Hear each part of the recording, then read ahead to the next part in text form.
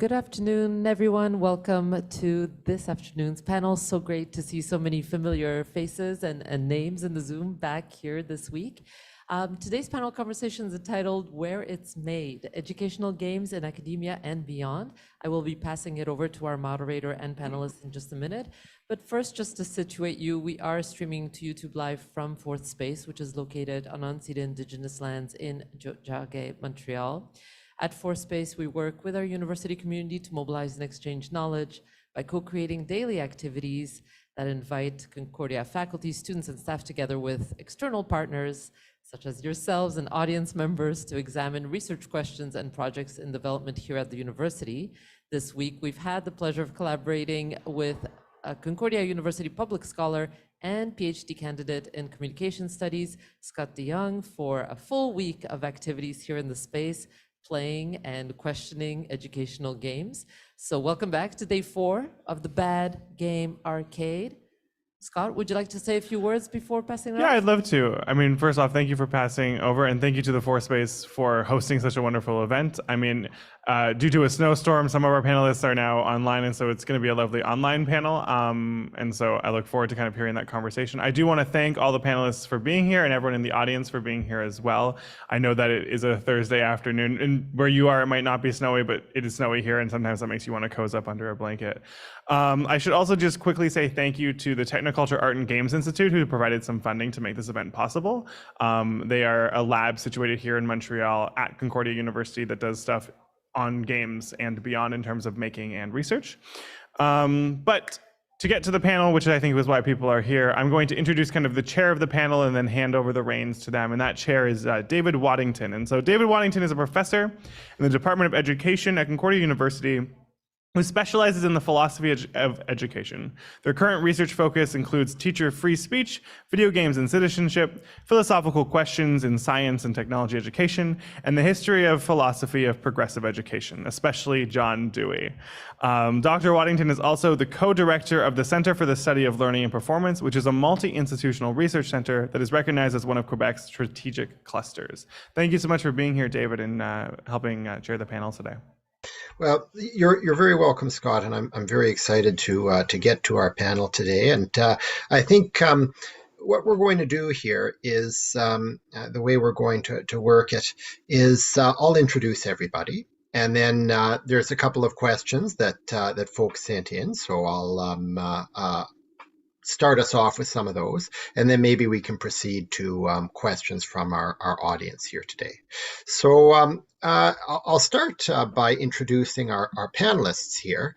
So the first panelist on our list is Dr. Adam Dube.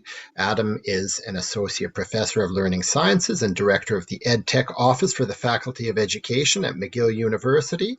He investigates and teaches how educational technology augments the learning process and collaborates with industry leaders to design educational technologies as well as guides for their use. So welcome today to our panel, Adam.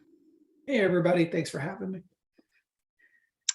Our next panelist is Jess Klass. Jess is a game designer, instructional designer, and adjunct faculty member at DePaul University. And after finishing her MFA in game design, she founded the DePaul Instructional Game and Innovation, the Digi Lab, to collaborate with faculty members and create games for their classes. Jess also teaches game art, game design, and social media classes. So welcome, Jess. Hello.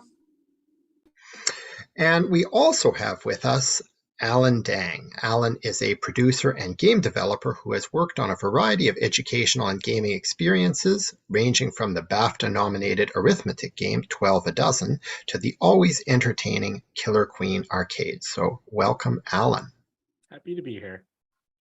And finally, we have with us Bobby Lockhart. Bobby is an award-winning designer of learning games with more than 10 years of experience in the field, and he is currently working at Code Combat on an unannounced Roblox title, and he lives in Chicago with his wife and his poodle. So welcome, Bobby.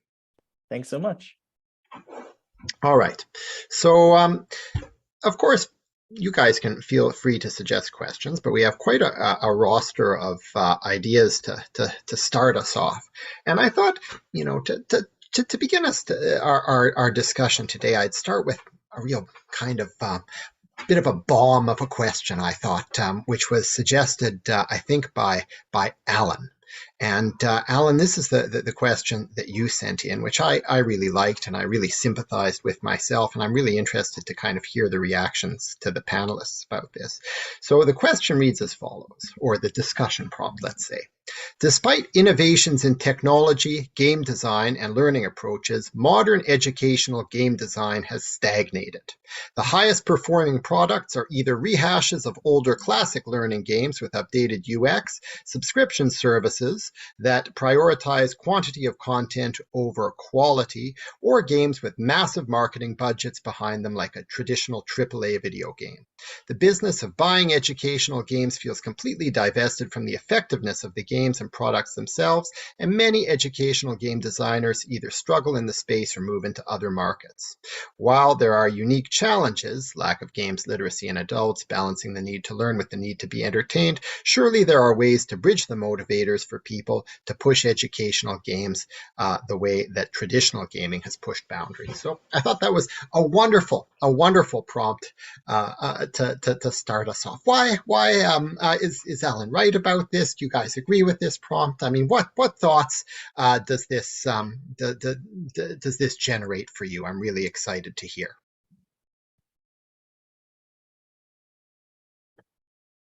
I think Alan is mostly right. There's definitely pockets of really innovative educational game design and new approaches emerging, but those are not the games that get big audiences. So yeah, I feel like market forces work against making educational games better, and kind of always have. If you've read Engineering Play by Mimi Ito, it's like all about how market forces conspire against educational games to prevent them from reaching their potential. But yeah, I think largely right, and largely like there's just like societal issues that that prevent things, like, for example, pbskids.org has a bunch of really great learning games, but they keep reaching towards an older audience and have never been able to grasp it.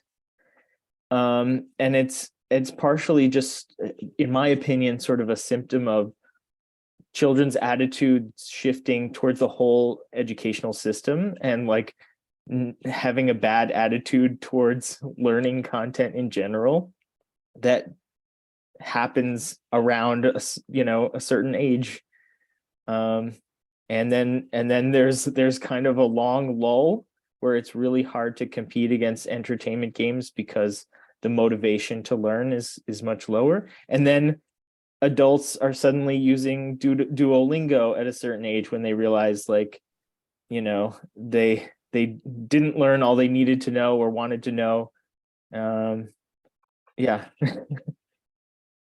Thanks, Bobby. Other thoughts on this? Anyone else want to kind of pipe up on this question? If you want to go ahead, Jess, I try to hold back from jumping in because I always talk too much, always. So, but I'm more than happy to jump in. I appreciate that, but you feel welcome. I think this one is a little bit outside of my realm of expertise, being that I'm mostly in the higher ed space. Yeah, sounds good. I try to make sure that I don't talk too much in this panel. Hold myself back. Okay, so I agree with some of the sentiments. The idea of stagnation, this idea that market forces are driving the adoption of games that have a lot of content, that particularly rang true for all the conversations that I have with the game developers that I work with. I work with people here in Montreal. We collaborate on the design of their games. They're very innovative. They're very interesting. We go and get government funding to create these things. Oh, fantastic. And it's like, okay, but then how the heck do you get the schools and the parents and everyone to buy them, right? So it's like, great, you made this great tool, but the understanding of the educator, the understanding of the parent of what makes a good learning experience, when they look at their content, in the way their games are designed, where the learning is really at a core mechanic and it's kind of hidden. People are probably familiar with like Dragon Box algebra, stuff like that, where the learning is hidden behind the mechanics. So you do this, and then the teachers go like, but where's the learning? How are they learning? And if they don't see, I do a lot of work in math games, they don't see the equation written out, they go like, I don't know what's going on. So then the companies are forced to put the equation in the app store. So, so there's definitely this knowledge of game-based learning that has to be improved on educator side, so that they are better informed about what makes a good, educational game, instead of them pushing for, these older models of game-based learning. And these older ones, these more stagnation things that Alan's kind of hinting at. And, so I think there's a big need to inform teachers about game-based learning. The other thing that I also think that speaks to this problem is like the amount of educational games that exist out there, and how hard it is to be able to, find ones and sort through, everything that's available. So you can have really innovative games, but then it's just in the app store, say, for example, up against the latest 10,000 things that have been created. And how you get your game to the top of that, black box list in the Apple App Store is really difficult. And that's that market forces. It's like maybe you get lucky and somebody at Apple says, oh, this is great, so we're going to put you on the front page. But if you don't get that, how do you get people to know about it? And I think that's a huge problem. And then it feeds into this issue of, people then, not being able to even locate it. And so I think that's another part of it, is how educational games are found by the people who are choosing them. That's another big part of this issue. The only thing I'll disagree with is I don't think that students have that are disinclined to learn. I fundamentally, I think students like to learn, people like to learn. And this idea that they become disinterested, it's suddenly like, oh, there's this disinterest that happens. It's like, well, but this idea that's causing like a move away from educational games. So within that, I don't necessarily agree with that idea. Or is there stagnation on the whole? It's like, well, no, there's great stuff, but the stuff that's getting out, the stuff that's selected, as Alan's talking about, is like maybe not the best that we'd really want. That's kind of my take. So, Alan, would you care to weigh in on this, since it's your question after all? Yeah, I guess the only way, I hope you guys can hear me. I'm having some mic issues, but I guess suffice to say, after spending, at this point, I think about 13 years working between both learning games and pure entertainment games, I'm very, very tired now.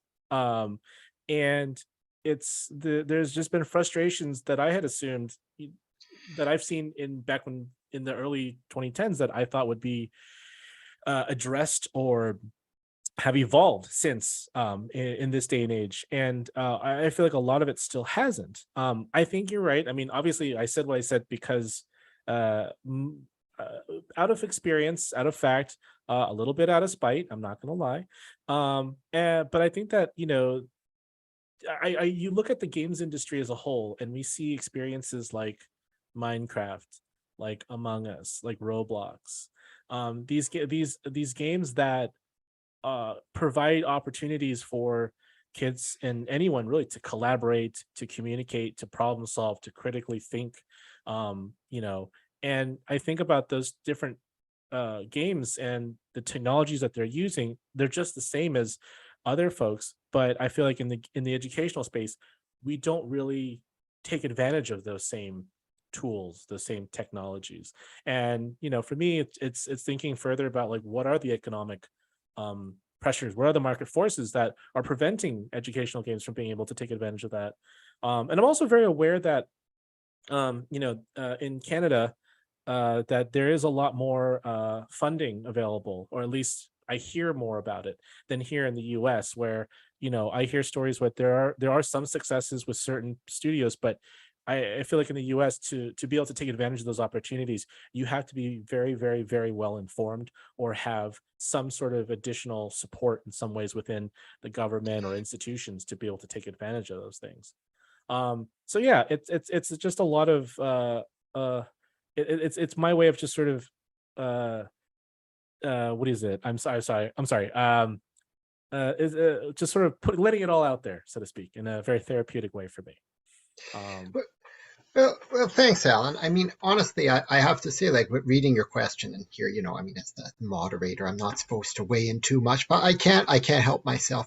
I mean, to my mind, I really resonate with what you say there. It seems to me like if I look back at my own childhood in the 1980s, I got to play all kinds of cutting edge educational games like Robot Odyssey and Balance of Power. I mean, these were really amazing games. I mean, not just by an educational metric, but I think by just, any kind of metric that you wanted to apply to them. They were extraordinarily innovative productions. And I feel as though those kind of games are very scarce in the educational space. I feel like they're not necessarily completely absent. I do think there's exciting innovations that happen within this sector, but I feel that compared to, say, other time periods in gaming, the deck kind of seems stacked against educational games to some extent, and the kind of market forces dictate certain kinds of games that don't seem very innovative to me a lot of the time. So I very much sympathized with your view here. And I mean, it's interesting. I mean, of course, our audience may have views about this too, and may want to weigh in the chat or weigh in a bit later too. So here's another interesting question for us, and I'll be interested to hear what you guys say. What production challenges do you folks face creating games with small student-oriented teams in academia? And how do you think these challenges vary from, say, the commercial teams that are working on these games? I'd be happy to answer that one. So I do run like a small student-oriented lab at DePaul, and we collaborate with faculty where faculty bring in the subject matter expertise and they tell us kind of like what learning outcomes they want to address through the games. But myself and 3 student workers then end up making the games. And I would say the challenge is essentially just that we're tiny, right? It's, games take a long time to make. And we make tabletop games, board games, digital games, XR stuff. And I think that the expectation is that it's going to take the same time to produce like a course or produce something else that doesn't have some of the design challenges and the necessary like long-term iteration, redesign, play test, collect information, iterate, design method there. So I think it's just time essentially for us. It takes a long time to make games. And I think sometimes when you're making games or collaborating with folks who have never made a game before, don't know that much about games, they have the expectation that you can create, like a AAA game, in 6 months. And it's like, nope, we can make like a browser-based game that does 1 or 2 things really well in 6 months. So. It's very interesting. Jess, other folks want to weigh in on this question of the sort of unique challenges of working on games in academia, making games in academia. Well, to kind of connect the two, I've worked at Field Day Lab a bunch at UW-Madison, and it has a similar sort of structure. I find that a lot of the games that they put out are some of the best learning games that I've ever played, but nobody sees them. even with the ones that are distributed widely. So like they have deals with Brain Pop and Legends of Learning to distribute them for free, and then and some of them are featured on PBS. But even so, like these are again mark like they're made for a slightly older audience than most of the content on those platforms. Usually, and I just want to clarify, I didn't mean that people stop wanting to learn. It's just that their view of the word education and all that comes with that becomes tainted. And so like, if something says it's educational, it's like poisoned, and they'd rather, do something else. So yeah, I think that I really wish that some of these games would just see a larger audience. Like they're already great. Like as you say, they're small, and their scope is very limited. But I think that's almost freeing, because when you try to be an omni game, the chances of success are much lower. But you can be a brilliant little gem, but be hidden in a cave. This metaphor keeps extending. I'll cut it off there. Well, thanks, Bobby. Adam, would you like to weigh in on this question? Yeah, so I've had students, we've developed some educational games within my lab. Just today, I got an email from a student. She's not in my lab saying, like, I've got an idea for an educational game. I've got the proposal for it. I've been working on it in my class, my instructor. Hey, Adam, I know you do this space. How do I do this? And so, within the creation of apps and educational games as a researcher and as students, I find that if you come from the education space, there's a lot of people with a lot of background on how to design the game from a theoretical standpoint. They have a good understanding of educational theory, good understanding of pedagogy, and what they would like the app to do, and no background in coding. And so people start there. I think Jess is talking about this, she's talking about she collaborates with faculty members who have an idea for the content of the game, but they have no idea how to make the game itself. And so what I've done to try to address this in our lab is I've had students who's like, this is their goal. This is what they want to do for their PhD, make a game that serves one small purpose. And then they spend 4 years essentially trying to here's the theory, here's the plan for the game. Let's find a company to partner with. Let's get money to fund this. It is a 4-year journey to get money, to find a partner who's willing to do it for very little money, and then trying to and so there's these barriers. And I think that's similar to, I don't think that's dissimilar to some extent from some of the barriers that smaller game developer space. It's like, okay, you need the money. It takes a lot of time. There's extra barriers within it. So that's partnering with small companies, trying to find those companies to do that. Other challenges that I've seen is when I've got a student right now that had developed a game before and is now looking to change what they had done in their PhD and then test its effectiveness. But then there's other issues. Well, you can make the game, but just having the software itself, isn't necessarily helping you deploy it in a large project. So, so now how do you get that in the hands of the hundreds of students? Congratulations, it runs on your laptop.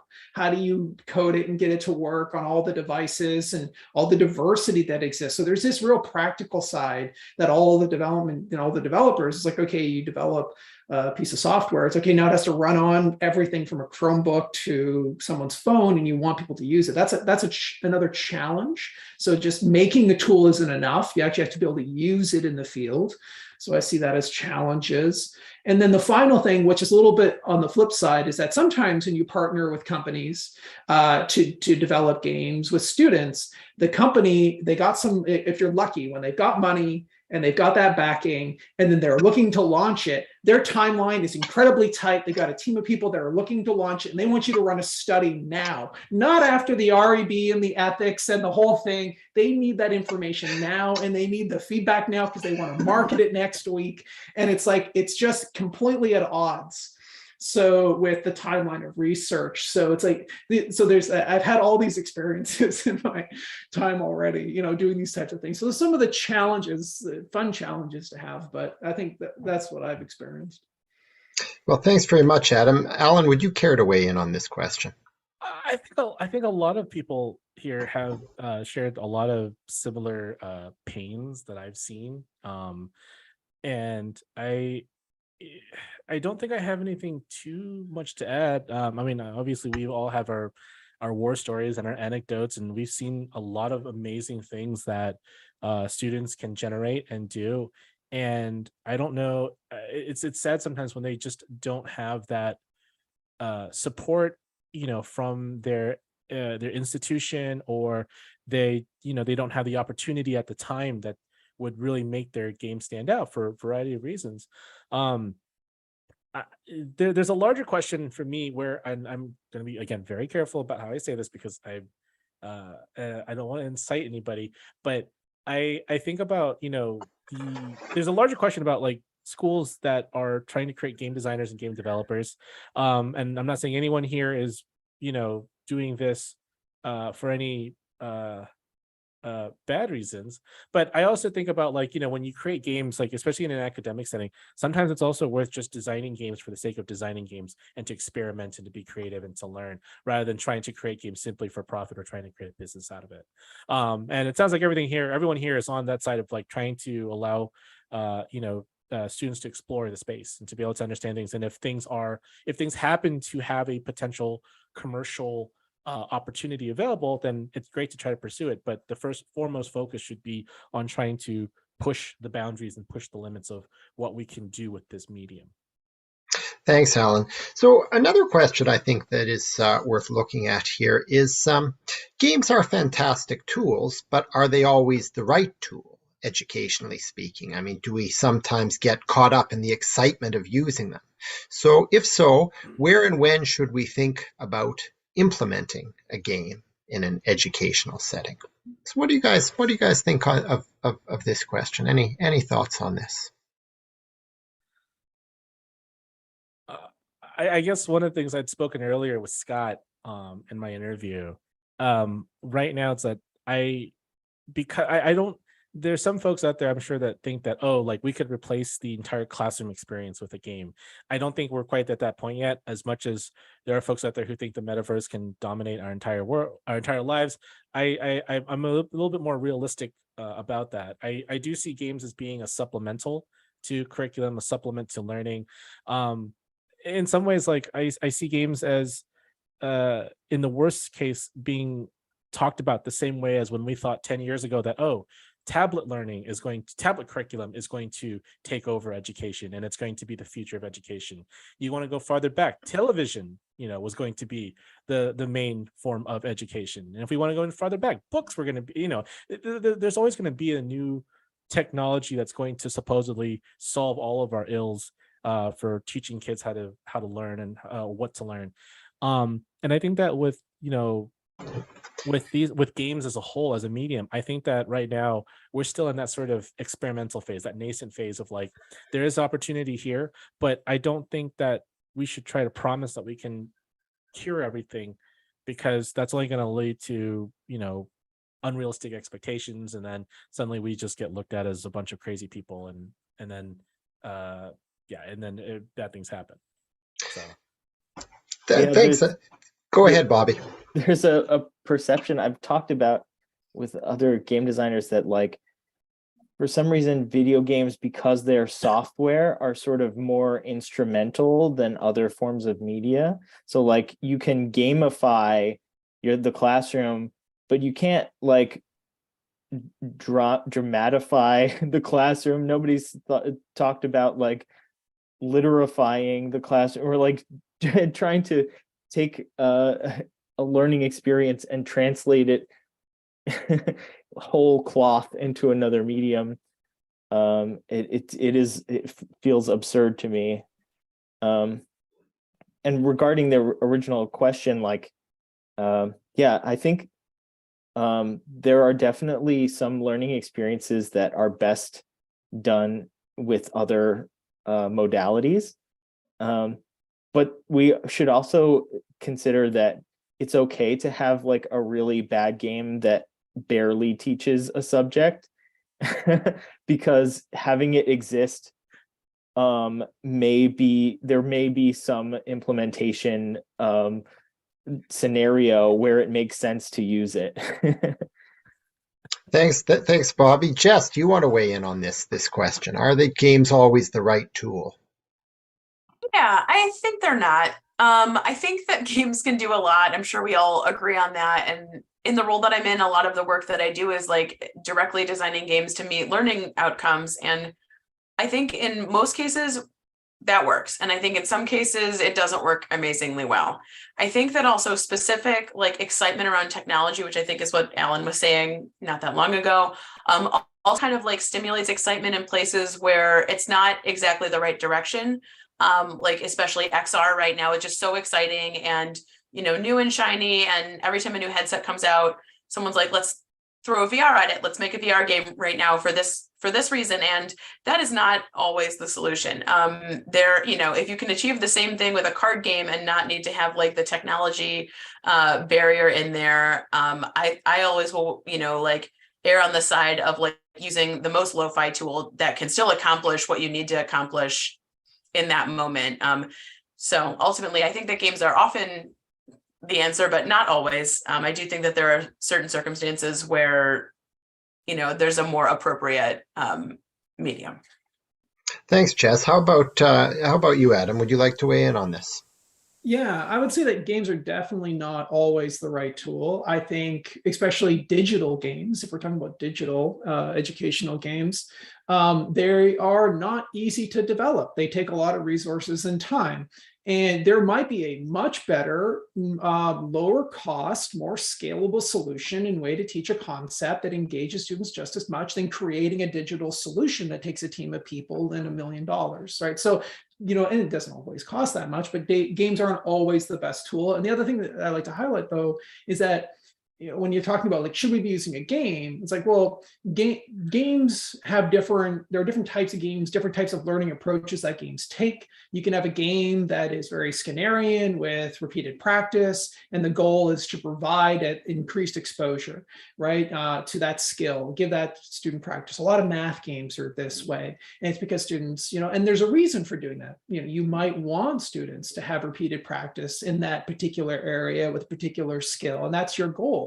Right. So there's certain types of games. Other ones are more discovery based. Other ones have more guided, more guided exploration, type of framework around gaming in the way that it delivers the learning content and the way that it's designed. And then there's very different skills that you're trying to teach within a classroom. So you have to look at, okay, what's the skill I'm trying to promote? Am I trying to have a student, memorize a concept? Am I trying to have them practice a skill? Am I trying to engage them with an area that maybe they find disinteresting? An example there is like having students play the Assassin's Creed series to engage them with a time in history, before they did all their educational games. Like, okay, look here, you've never seen ancient Egypt. You read about it in a book and maybe you've seen some movies. Here's another medium that'll engage you with the topic. So what's the goal of the class?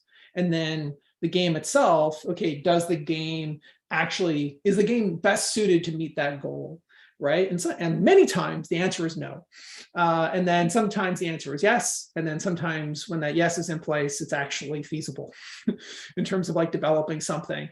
And the other part is like, we spoke earlier about the issues like the market forces of creating games, and it's been raised here. It's like, well, can you create a game that teaches everything? Well, you can't, and it would probably be very poorly designed.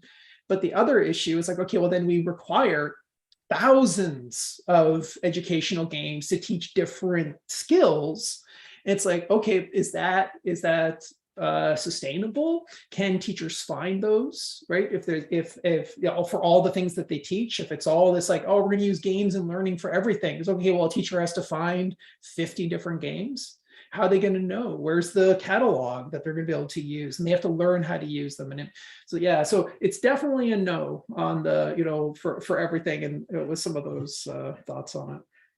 Thanks, Adam. I mean, for my part, I am interested in the history and philosophy of education. And one of the interesting things is that early in the 20th century, I mean, the progressive educators had all these interesting ideas for experiential learning in the classroom, but it was very difficult to kind of actually reproduce these experiential learning situations because they were so labor intensive. And I and lots of other people have argued, well, one of the things that games can do, simulation games in particular, I mean, games that put the player in experiential situations, is to generate really interesting experiences that would otherwise be tremendously difficult to create. So, I mean, and I think all of us, right? I mean, all of us on the panel here see this, but I mean, it's a really intriguing possibility, I think, educationally speaking, that games point up. So another question here that preoccupies me too, and I think many of you, is the educational game space is crowded, right? You guys were talking about how crowded the app stores are. I mean, what can be done to help educators, parents, and learners find quality educational games? Well, I'll tell you Code Combat's answer, which is to create a big and productive sales team.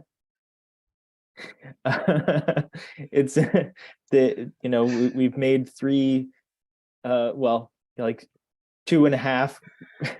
I say a half because there's a AI league, which is not quite a game. It's more of like an esports thing. Anyway, bunch of products, and we want to get them out there. So legitimately, we have a bunch of salespeople who call school district leaders and teachers individually, and whoever else needs to be spoken to, technology coordinators, and tries to tell them how great the game is. I totally, like, it's not a thing that every educational studio can do, or definitely not academic institution. It's a very brute force approach. Thanks, Bobby. That's it's kind of an obvious answer, right? But I mean, it's interesting. It's interesting to hear other thoughts. I think if platforms want to take education seriously, I think that they're I mean, we look at schools, and when schools review content and curriculum that they want to purchase, they try to have a rigorous process of trying to make sure that is the stuff that they're purchasing educational. Does it give us results? Does it satisfy the standards that it needs to in order for them to purchase it? I think if any platform wants to really take education seriously, I think that there should be some level of curation when it comes to that. Now, I don't know what those platforms necessarily are. Apple kind of does curation with their select lists and things like that, but I would imagine that there, if someone really wants to go out there and do some sort of subscription-based system, having a very carefully curated, carefully managed, set of games and experiences for a platform, I think could potentially do well. The trick, of course, again, trying to satisfy the many standards that every education system has, regardless of what age level or what level schooling that you're trying to go through. But as far as I can tell right now, or as far as I think right now, I think curation is really the only way that has brought success for platforms up until this point. And virtually every form of just open market that I've seen has been kind of a mess after a certain point. So that's sort of my perspective on that. Thanks, Alan. Jess, would you like to weigh in on this one? I was also thinking some sort of curation service, but I didn't make it all the way to a fully formed thought, because every way I kind of thought about approaching that, I was like, well, that gets messy because things change so quickly, and educational games change so quickly.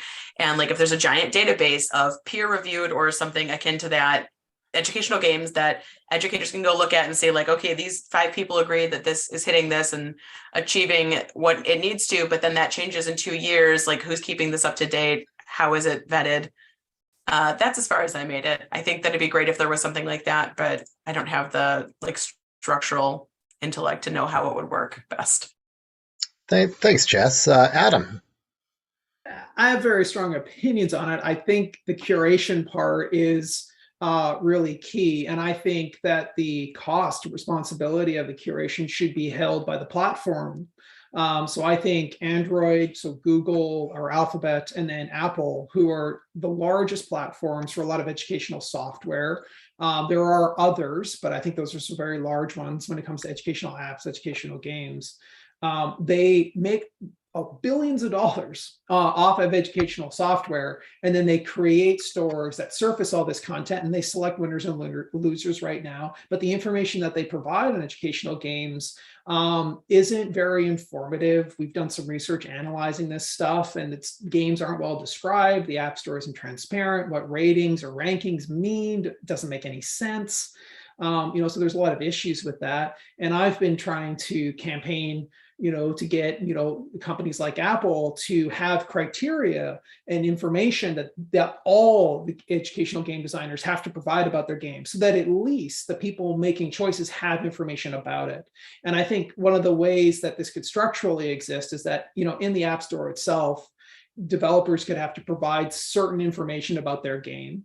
And then also there could be a system like a ratings board, like there is the MPAA in the US. Common Sense Media somewhat does this with some, but they don't have the money. I think Alphabet, Apple should be paying a company like Common Sense Media to review certain games and help identify things.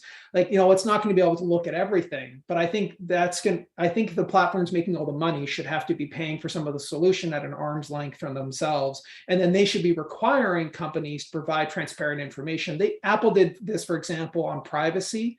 They have a privacy code in the App Store that all developers have to provide. We collect this information. I think it's a lot harder to do this about like, this is what our game's about. This is the content it teaches. That's tricky. And what exactly you would ask them to say is difficult. And I don't think a lot of people would agree what should go there, but I think that's needed so that these things are more clearly described. So that's kind of what I think there. The other part is teaching educators, informing them about educational games and educational game design so that when they get into the position of making purchases at a school board level, they actually know how to evaluate them a little bit better than perhaps having somebody, it's like, oh, you're the gamer, like we're going to get you to, hey, ask Jess, she knows games. Jess, could you tell us which games we should buy? Because things do come down to that when it gets into individual institutions and purchasing decisions, right? So it's like, if there was more training in this, and that's something that we try to do, say within the faculty or our classes, we train teachers, and some of our courses are on this topic so they're better informed. But that's one teacher at a time sort of thing, right? Even if there was like a vetted source for this type of information, though, the people looking for educational games and what they require of them is a bit fragmented. So like you can imagine a formal educator saying like, oh, I'm going to be teaching the Revolutionary War next week. Let me go search for something by content area, or, but you could also come at it from like, I want my kid to spend his gaming time more productively, just by sheer, and then the kid themselves, if they're like, oh, I'm curious about like, a game that me and my friends can play, and maybe we'll learn about some like, I don't know, the pyramids or something that they happen to be obsessed with. Some platform like that would have to serve a lot of different interests. I agree. It's a really good point. Sorry, go ahead, David. Oh, well, I was just going to I give us one more kind of question as a panel before I throw things open to the audience, because I want to give our audience a chance to pose questions directly. And I think so. So the last prepared prompt maybe that we'll take a look at is as follows. Educational games exist in classrooms, libraries, and in the media, in other media more generally. These audiences are wide and diverse. So how are you thinking about audience in the work being done, either by your labs or by your companies? So this is anyone want to weigh in here?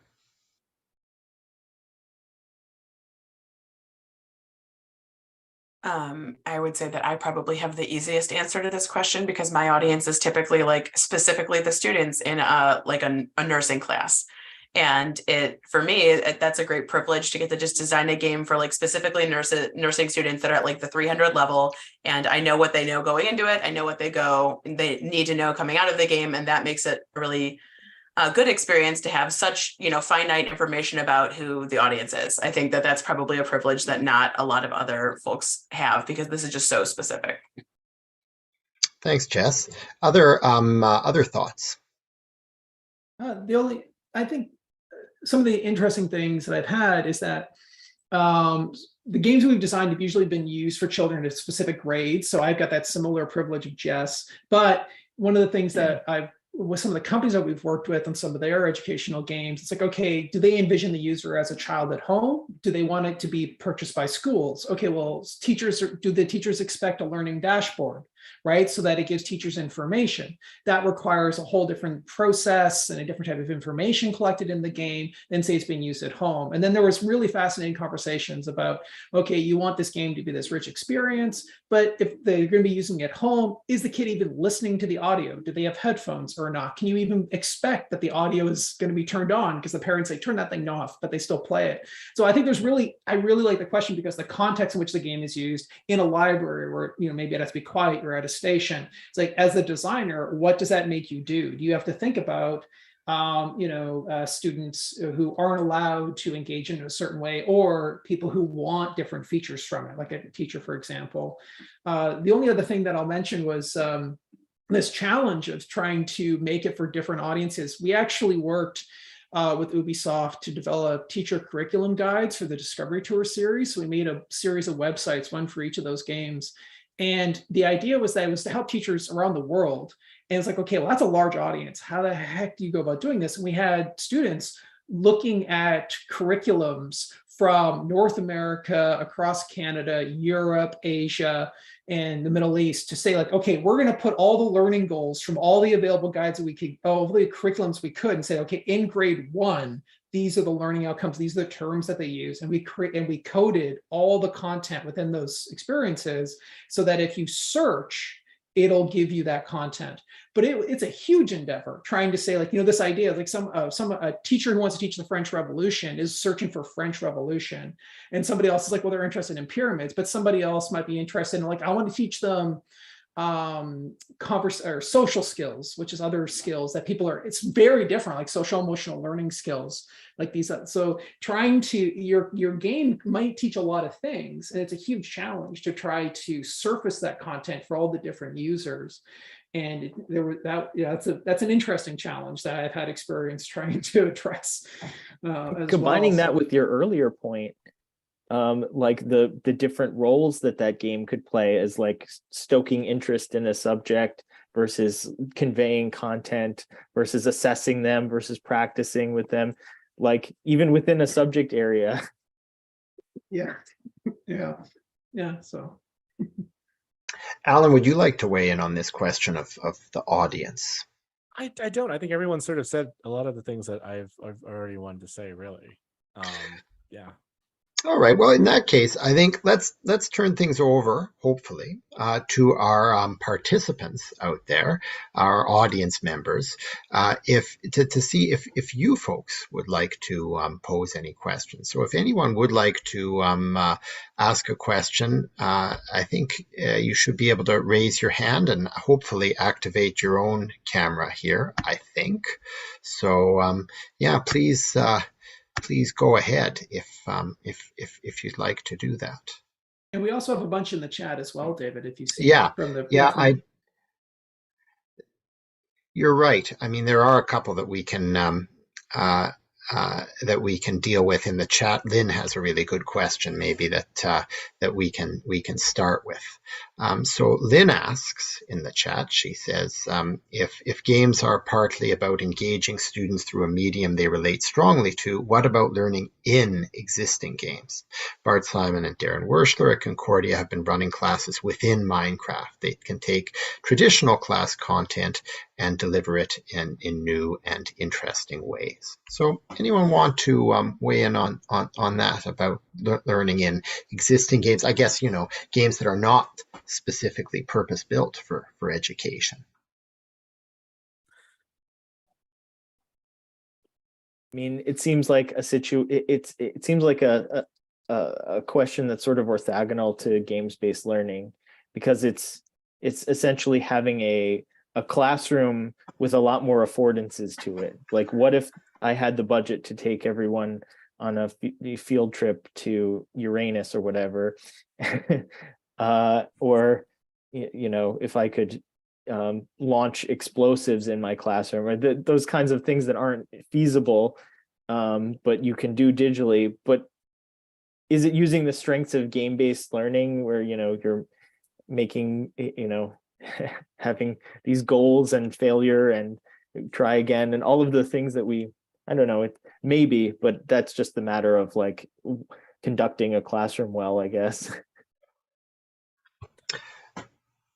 I think one of the other challenges is that, like, yeah, sure, like you can set up a Minecraft server and have all of your classroom join that server, and you can point out things, but at the same time, you lose the ability to, well, I mean, maybe that's changed now, I don't know, but you lose the ability to gather information during that experience, being able to assess people in that space, and being able to go do things that are beyond what that game entails. Like Minecraft definitely allows you to do a heck of a lot with logic systems so that you can essentially build, essentially a computer inside of it.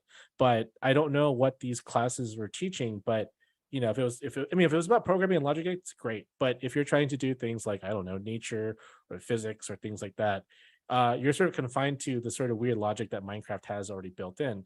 And then you have to not only teach that thing, but then you also have to, clarify that, like, okay, well, it doesn't quite work this way, but this is kind of like how it kind of works. But, and that kind of muddies the waters a little bit too. I think those are really interesting points, Alan. Adam and Jess, do you guys want to weigh in on Lynn's question? I think the one thing I can add on it is that educators are excellent at finding ways to use traditional entertainment games in their classrooms to teach various skills. They're very innovative. People have done this. Minecraft shows this. It's used in a lot of schools. People use it in a lot of ways. A lot of teachers use games in their classrooms to teach things that the designer of that game would have never thought of. You see Minecraft deployed in museums across the country, and people and to engage students in social emotional learning, different outcomes. So it's like, I think there's actually that people do this a lot. It's so I'd like to say that it's something that actively happens. People do this, educators do this. I take the point that Alan is making. I think that's what's one of the things that I'd like to raise here is this idea that, well, is the learning that happens in an entertainment game, how transferable is it? I think there's a history of work on like, if students are playing Mario or first-person shooters, like, are they learning eye-hand coordination? Are they learning these other particular cognitive skills? So the research in that space is kind of showing it's like, no, it doesn't. It's like what you're actually learning from that game doesn't transfer outside the game. And so playing an entertainment game for some sort of hidden learning, isn't necessarily working out. That transfer problem is an issue, is one thing. And then the other thing that's always interesting with games is that, Alan phrased it as like there's logic systems within this game. I would say there's constraints within the game that you're using. And I'd be curious about how the constraint of the game that you use, how that then shapes the thinking of the learner on the content. Is that a beneficial outcome, or is it going to negatively shape the way they're thinking and engaging with the content? Like example, I'll just go back to it because a lot of people were doing it before. The first Assassin's Creed, teachers were using that one before they had any learning versions, and you go to use it in the classroom to see in a period of history, there's a bunch of misrepresentations within that, the architecture's misrepresented, and there's a bunch of murder, right? So it's like, okay, so you have all these problems with using an entertainment game to engage students. It has some outcomes, but there's also some unforeseen consequences, of using it. So, but it's something that educators are doing all the time, is using entertainment games in their classes. Yeah.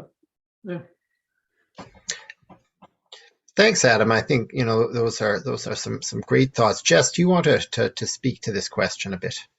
Yeah, I can add a little bit to just kind of echo what Adam was saying. Like, it's already happening quite a bit. And I think that ultimately the outcome is going to be dependent on kind of the context and the content around the game in the classroom. Like, why are we playing this game? What is the purpose for this? How is it aiding our learning? And I think that being transparent with your students about that matters a lot, and like how they're going to approach it too. Like my wife is a high school English teacher, and she teaches with What Remains of Edith Finch, and her students just love that they get to play a game in class. So they care more about the content and like the writing that they're doing about it, because they're playing a game in class, and how wild to be playing a video game in class. And even just like that excitement, shows a little bit of a difference in like how willing they are to do writing assignments versus some of the more traditional writing content. So I think that it is absolutely happening. I think that the content and context around it matters a lot, but that ultimately, like, there's a ton of opportunity with entertainment games in education as long as it's done responsibly.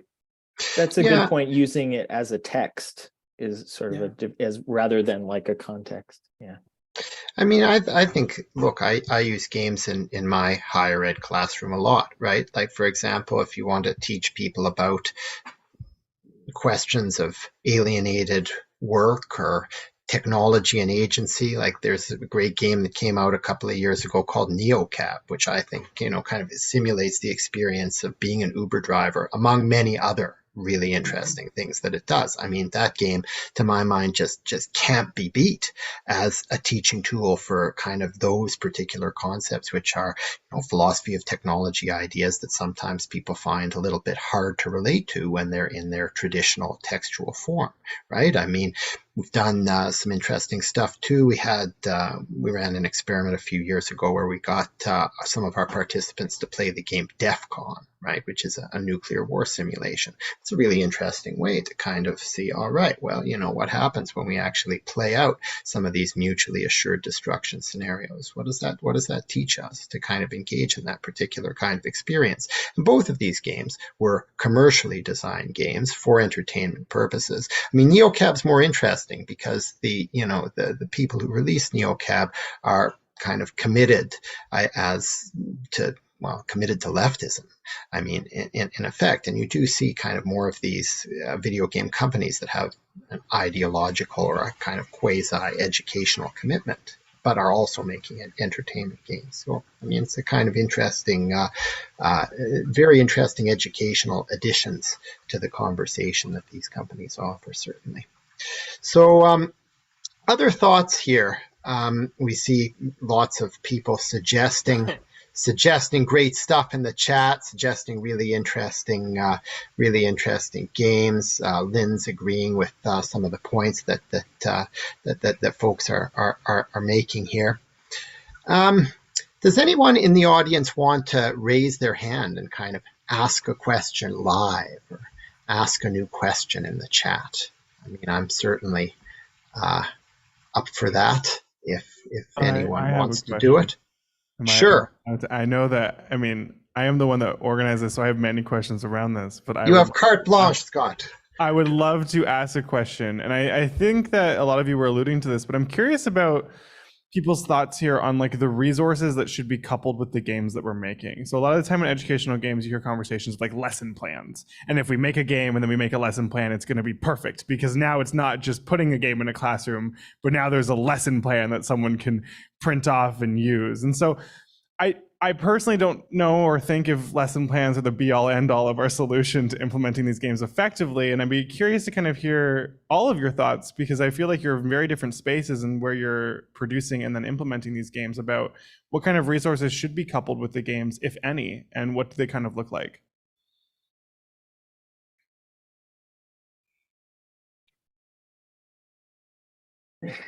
Yeah, I don't know.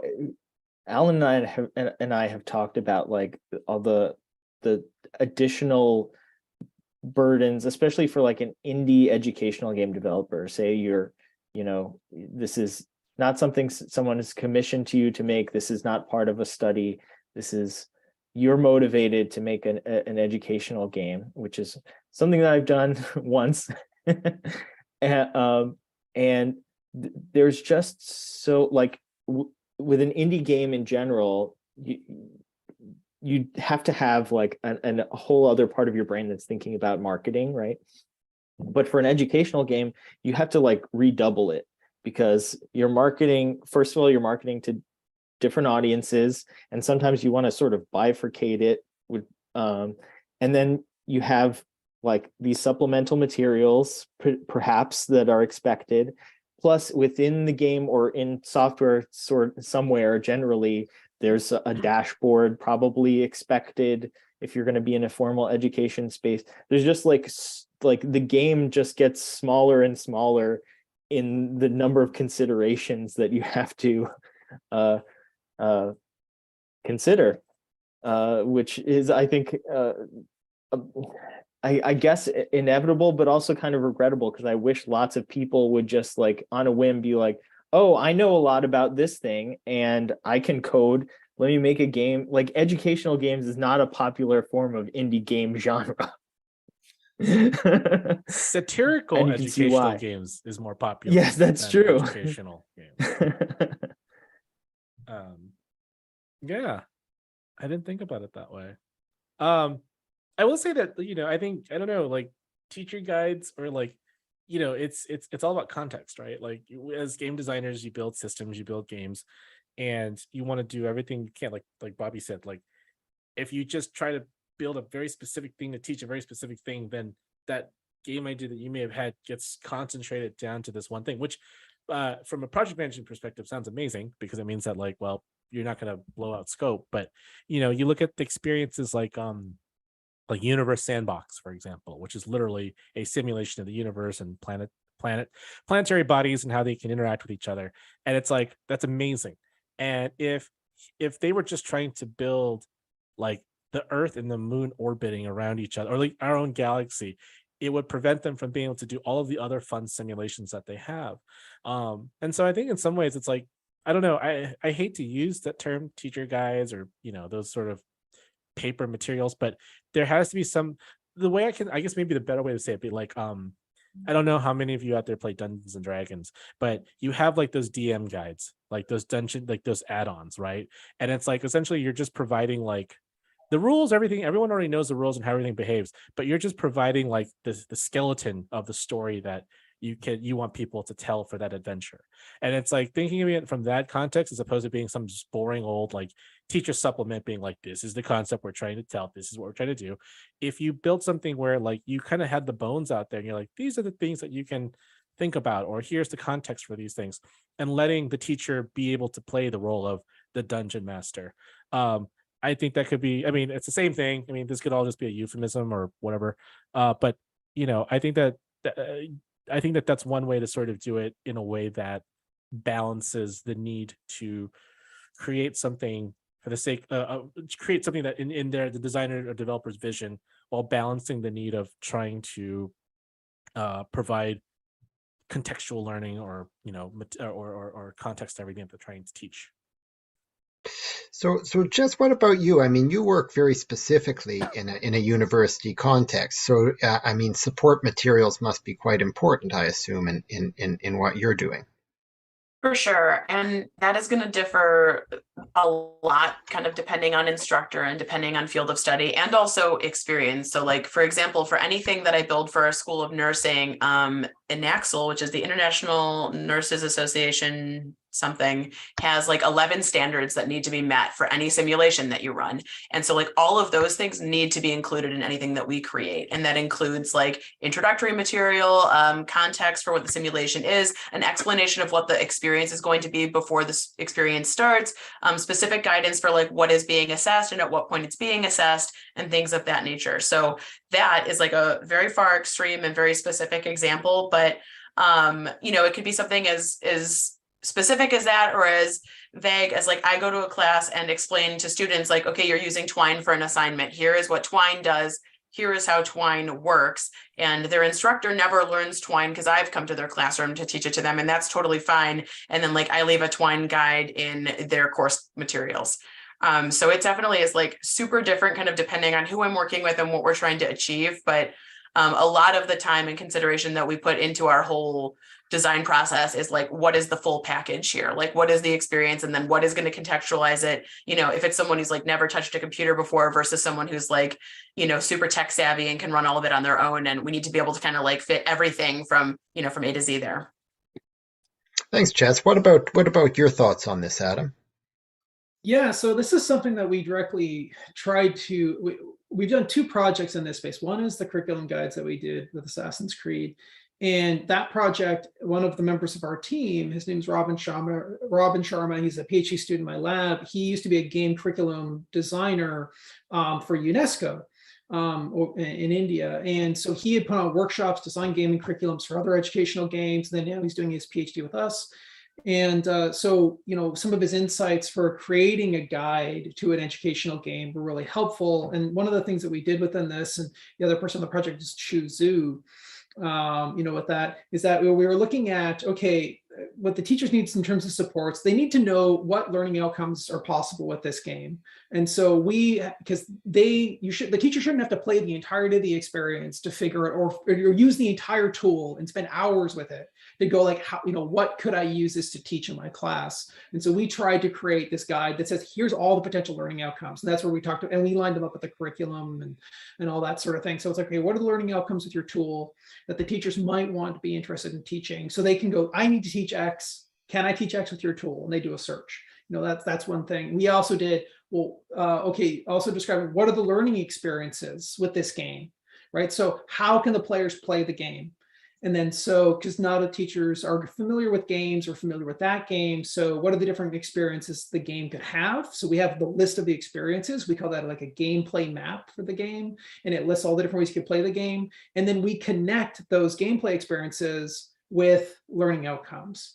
So, you could play the game by doing missions, and then here's learning outcomes from that. You could play the game by just wandering through the space, and here's some learning outcomes associated with that. You could play the game by using the map, and here's the geography lessons you could learn from that. So, outlining the content of the game, the experiences the game provides, and then the technical FAQ sort of things as well. So it's like teachers are going to like, how do I even hook up the console or the PC? And how do I do this? How do I teach with games if I've got one game system in my class versus if I've got a game system for every student? So we kind of tried to address those three parts, the technical solutions, which involve not just how to use the tools, but what if I have limited resources, learning outcomes and that. And the only other thing that I'll mention is that another project on the side was looking at what supports the teachers need. I think teachers could actually use some instruction on the supports that they can provide during game-based learning. So like teachers, I've got one student, Golsa Kakmas, and she's looked at developing and studying teacher supports in game-based learning. And so she's categorized these things that teachers provide, like cognitive supports that guide thought, emotional supports during gameplay, as well as sort of this transfer of responsibility type of support. So she's kind of created this theory, but what does the teacher do is the question that she kind of starts like, what's their role? How do they help? Not just setting the lesson and setting the organization of the activities, but what do they do during gameplay? What's their role when the students are playing? Because teachers are there, they can give one-on-one interactions, they can give whole class interactions to provide supports, and teachers who aren't gamers or who haven't used games a lot in their class, they don't necessarily know. So if they were made aware of the type of supports that they could give, that could be useful. And they gave some workshops on this at UNESCO back in December, like to a panel of teachers, like these are the types of supports, and got feedback from them and things like that. So yeah, some of the stuff that we've been thinking about is like, okay, how do you make game-based learning effective in classrooms? What supports can you provide? What do teachers need to know? Before we move on, can I mention I remember there's a very fun sort of support thing that I did for a game called Waddle. It was like it's a VR game where you play as an Adelie penguin in Antarctica, and we knew that it was going to be implemented in a situation where there aren't enough VR headsets for everybody, so there's going to be a queue. And so we really were thoughtful about like what's happening in the queue. We had an associate at the university, like they agreed to 3D print some life-size penguins so people would know what they were going to be. Of course, we have like a mirror screen, so we know what the people in the experience, we can show their point of view. We had pamphlets that we handed out to people in the queue that explained not only the experience, but also like some fundamentals, like how to waddle in the game. You waddle in order to move forward. You have to like do a little motion like this. And so all of that and the context and like, Cape Royds, Antarctica is all in this little pamphlet. There are posters that are still being worked on for later implementations. So we approach it almost like a theme park experience where you're about to play an educational game. Like, let's give you all this fun context and keep you engaged while you're online. Thanks, Bobby. I mean, what's very clear from all these responses is just how carefully people are thinking about resources out there in this space. All of you have kind of approached it in different ways, but very carefully in each case.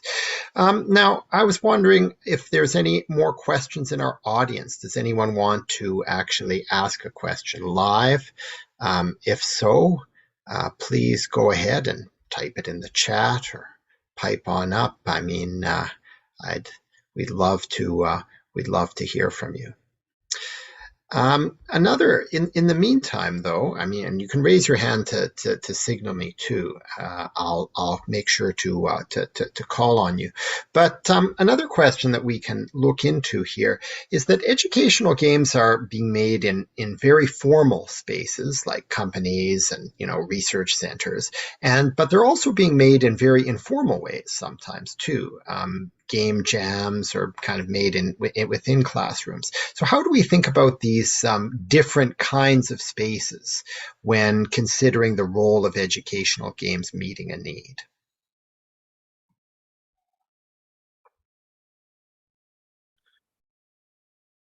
Go ahead, Alan. Well, are you referring to like creating an educational game in these different spaces, or Yeah, using... I think. I think that you guys can interpret this question however you want, but it does seem as though that these kinds of games are being produced in radically different spaces, and very different kinds of games are produced in these spaces, which probably makes a big difference. I don't know. I don't know if I would agree with that necessarily. Bobby I think I may know some of this. Like I'm aware of a number of games backgrounds where games were created. I know well-selling games that were created because of everything ranging from someone was reading a book and they were inspired to do it. Other ones I know where people were just gathering together and they just kind of brainstormed an idea. I have been involved in a game, I'm not going to say which one, that involved one person arguing with another professor and then being like, well, no, you say this, well, I disagree with you and I'm going to make something to prove you wrong. And then that created the game. I think wherever we get inspiration to create games and experiences, I think that, should be more spite games. I don't know about that.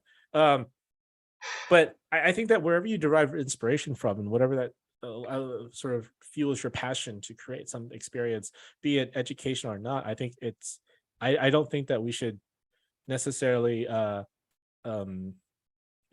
split up or define or put boundaries around it. I think wherever you derive inspiration from, is where it is. I think where things maybe get tricky is when you start trying to figure out, well, is my game trying to teach something? What is the message that I'm trying to send with the thing I'm creating? I think that's when maybe you can start thinking about a little bit more definition and putting boundaries around it. But I'm sure Bobby had some ridiculous game about rhythm and handshaking for the alt control GDC, which I thought was hilarious a couple of years back, and I'm sure he probably got that. I can only imagine where you figured out how to make that stupid thing. I mean, sorry, it's not stupid, but it was ridiculous.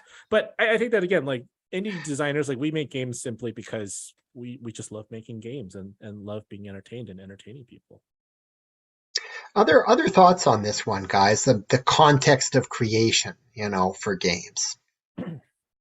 Yeah, something that brought to mind was, the idea of using game jams to create educational games. One of the things that I've seen with this is not actually designing a game and coding it, but paper-based game jams where people are designing the game. There was a few years ago, we had a conference on serious gaming here in Montreal, and someone had actually made a series. It was a card-based game that's about designing games and educational games. And this is meant to be used by teachers in a class. And so the teachers at university would go and use a game. They would guide their design of a game.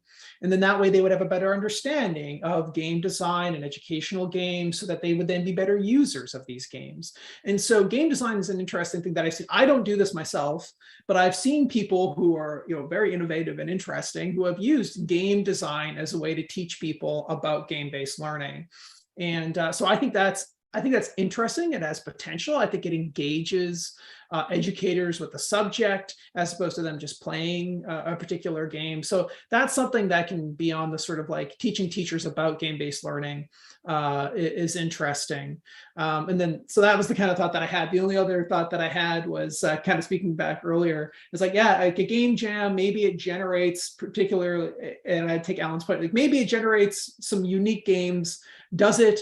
Do those games ever get out of the game jam? Do they ever, make it, past that? Or why do we assume that a game jam is a more creative space than, say, like a studio where people are dedicated to making these things, or a small company like an indie studio? Like the game jam, it's like, well, if you say, well, it's a bunch of people that don't have boundaries. It's like, well, they don't have boundaries, but they also, maybe they default to their experience of games. And so they end up designing educational games that are just constant runners, that sort of thing, like that already exists because they don't know. It's like, well, those already exist. They're not as familiar. So, when you're a novice, you may be really creative, but what you've already created might already been done.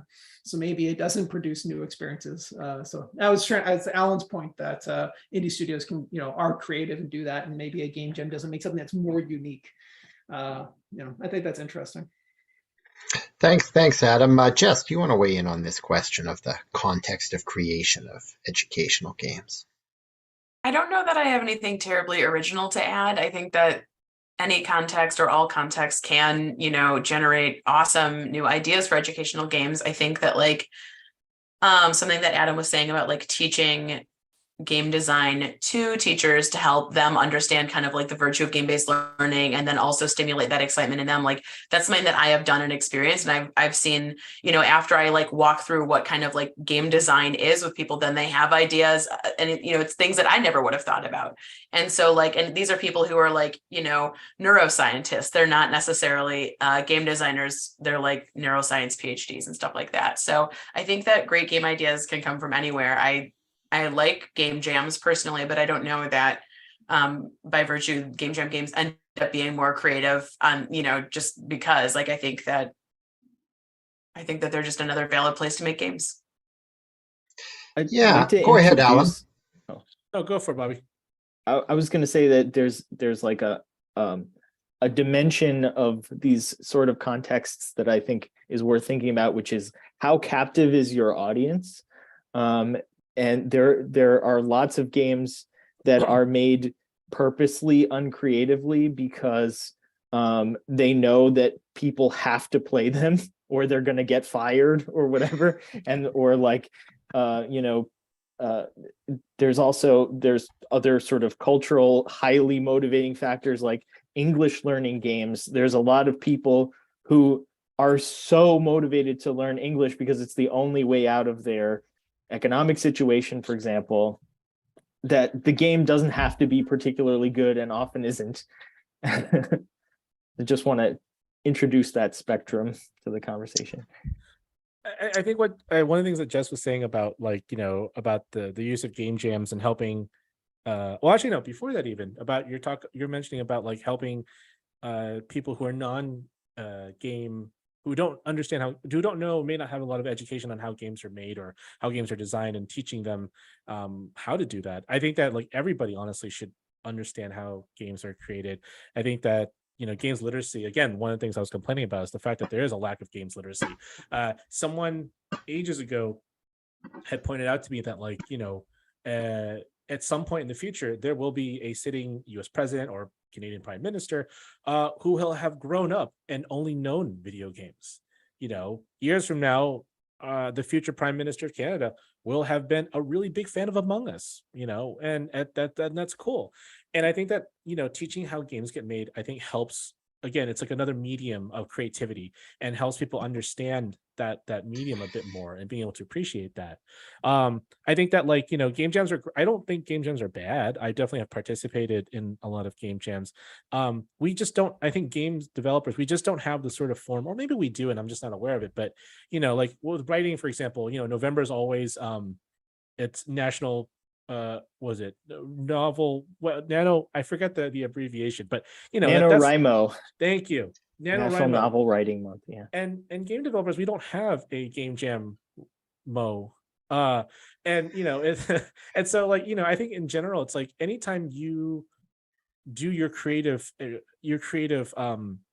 endeavor, if you're writing a book, you're making music, you're designing games, I think as you keep flexing that muscle, eventually you're going to run into something that you're going to be really really into, but you're not going to be able to do that until you just keep practicing, keep strengthening that muscle. And I think that really that's what it comes down to. And again, the more people understand that game design, game development is really no different than in some ways writing a book, making music, making a TV show or a movie, the more novel and interesting experiences that we can get from people.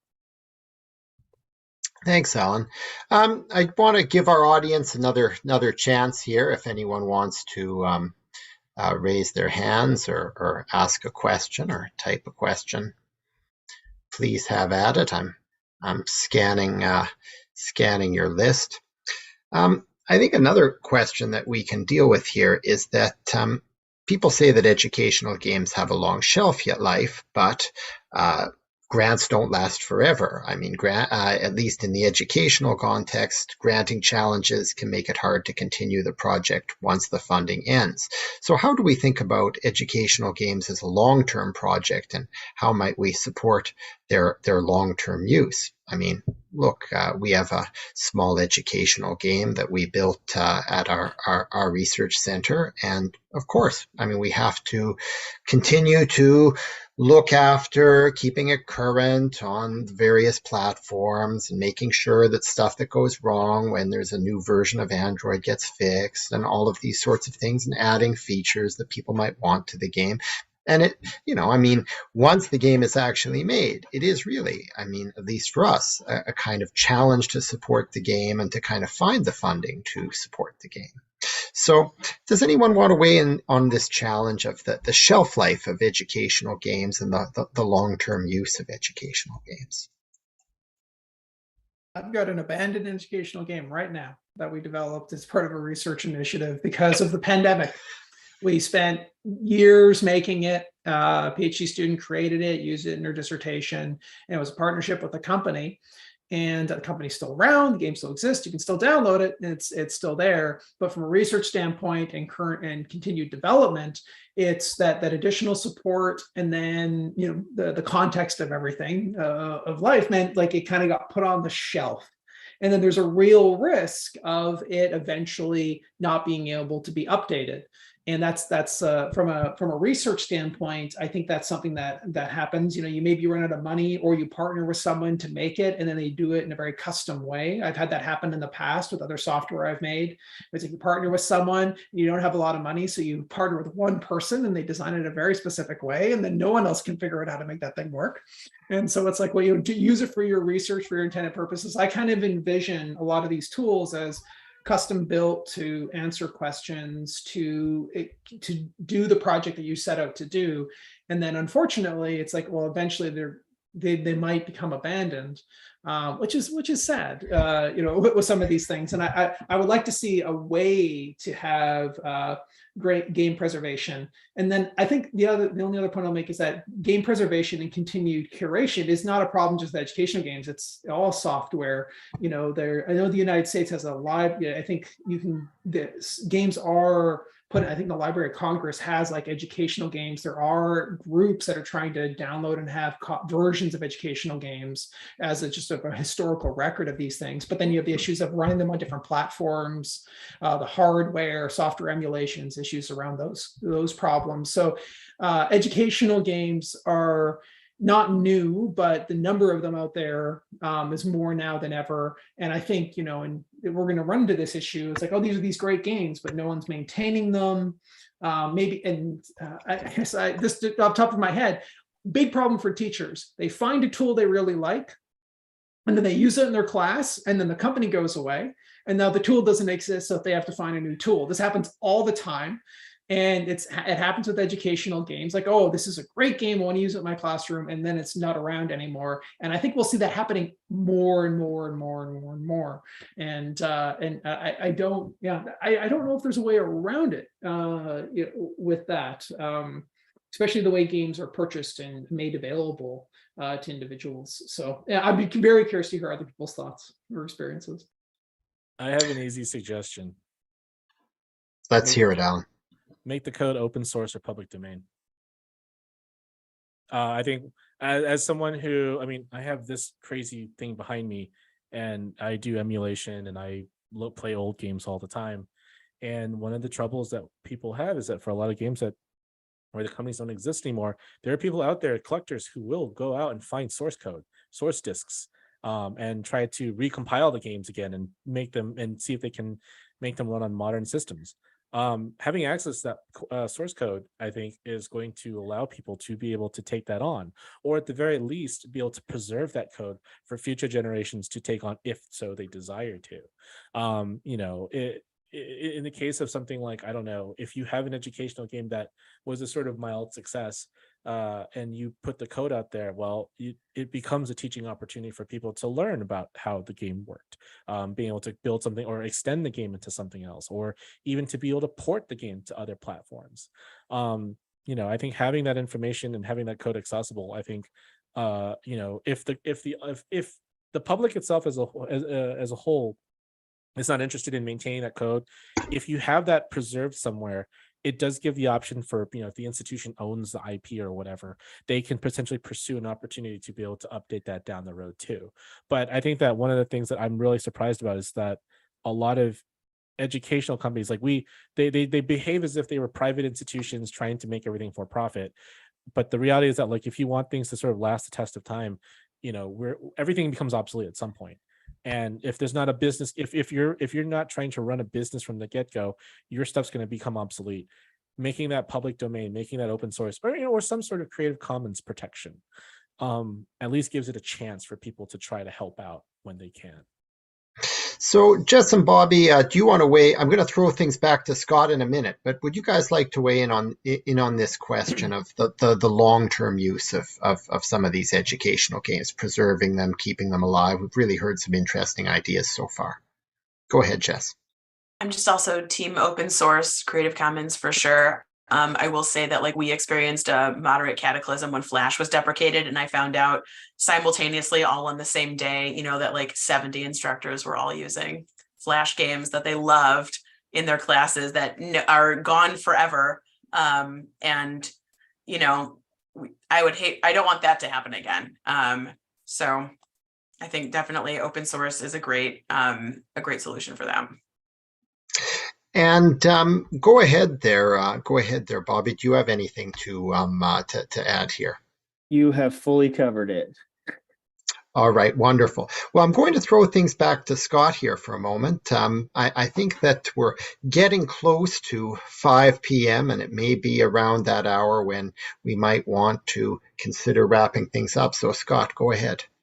Yeah, no, I just want to thank everyone for taking the time to ask questions in the chat, to be here in the first place, but also to both you, David, and all 4 of the fantastic panelists here. It's been a really lovely conversation to listen in on. I've been taking notes both on my phone and on paper here.